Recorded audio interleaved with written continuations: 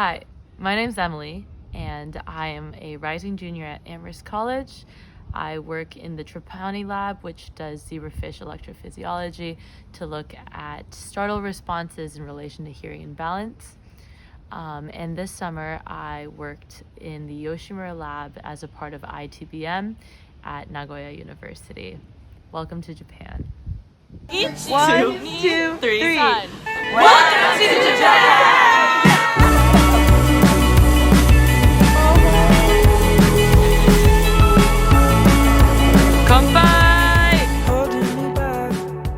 So my research this summer was kind of unique compared to past experiences in that we were kind of on the tail end of this project. So our lab had previously submitted a paper for publication and it was returned with some suggestions from reviewers. So our task was to kind of wrap up the paper by completing these final experiments that kind of filled in the gaps of the story. So we were looking at lipid metabolism this summer, specifically in mice, because our lab is trying to develop a new drug called ZTA-261. ZTA-261 is a thyroid hormone analog, so it basically acts kind of like a thyroid hormone at targeting kind of lipid metabolism disorders, which can be seen with obesity, type 2 diabetes, hyperlipidemia, and NAFLD. Our project this summer had 3 parts, all of which were to kind of investigate whether ZTA-261 worked by the same mechanism that endogenous T3 did, and also to ensure that there weren't any adverse side effects. So our first experiment was using qPCR, or real-time quantitative PCR, to quantify gene expression levels of specifically thyroid hormone-related genes. Our next project was to run blood-brain permeability assays to see whether ZTA-261 would diffuse across the blood-brain barrier. Our third experiment was doing micro-CT analysis. And so we basically took x-ray pictures of mouse femurs to see if there was any bone deterioration in ZTA-261 treated mice.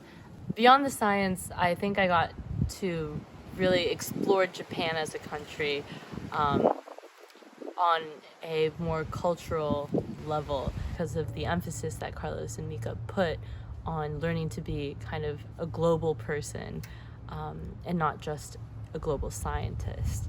I learned a lot about empathy and how important individual acts can be for the collective, how much of a difference one person can make, from how to sort trash in 8 different categories for the environment to how to clean up the lab so that everyone can use a clean space, to even weeding the campus so that everyone can walk without like caterpillars and centipedes crawling up their legs, how to be quiet on the train so that everyone can sleep and rest on their commute.